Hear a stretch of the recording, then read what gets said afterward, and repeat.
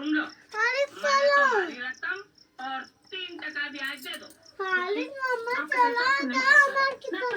रुका ठेकान ले हमारी जबान है और बहुत बढ़िया काम देती है।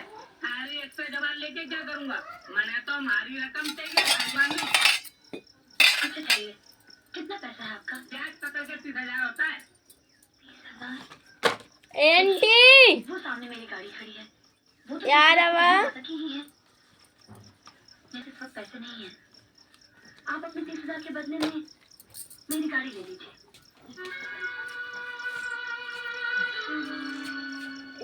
ये गाड़ी कम से कम 1 लाख की होगी।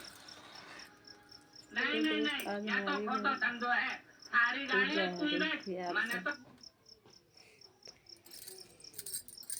अब फिर से वो आई हरि भगवान का राम भगवान का। हाँ